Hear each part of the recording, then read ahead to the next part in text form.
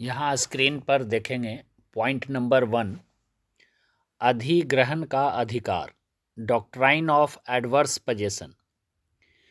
यदि आप एक संपत्ति पर निरंतर और निर्विरोध कब्जे में हैं और इस कब्जे की अवधि सामान्यतः भारत में 12 वर्ष से अधिक है, कुछ राज्यों में यह अवधि अधिक हो सकती है जैसे 30 साल, तो आप उस संपत्ति के अधिकारों का दावा कर सकते हैं। इसे एडवर्स पोजेशन कहा जाता है। यदि आप 25 साल से जमीन पर बिना किसी विवाद के कब्जे में हैं, तो आप इस सिद्धांत के तहत उस जमीन के कानूनी मालिक बन सकते हैं। आगे देखेंगे दूसरे स्क्रीन पे ये एडवर्स पोजेशन क्या होता है। एडवर्स पोजेशन क्या है? एडवर्स पोजेशन एक कानूनी सिद्धांत, लीगल डॉक्ट्राइन है, जिसके तहत यदि कोई व्यक्ति किसी अन्य की भूमि पर लंबे समय तक कब्जा रखता है, तो वह भूमि कुछ शर्तों के पूरा होने पर उस भूमि का कानूनी मालिक बन सकता है। आगे देखेंगे, ये इंग्लिश में है, व्हाट इज एडवर्स पोजेशन?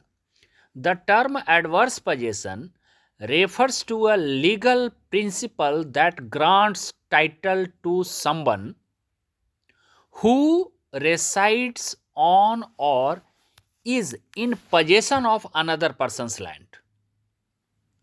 कि दूसरे के लैंड पे यदि आप लगातार रह रहे हैं या आपके अधिकार में है, तो आगे क्या कहता है इसमें कि the property's title is granted to the possessor, कि प्रॉपर्टी का जो टाइटल होगा ना, वो मालिक को ग्रांट हो जाता है या मालिक के जो पजेसर है उसके हक में चला जाता है। As long as certain conditions are met, including whether they infringe on the rights of the actual owner and whether they are in continuous possession of the property.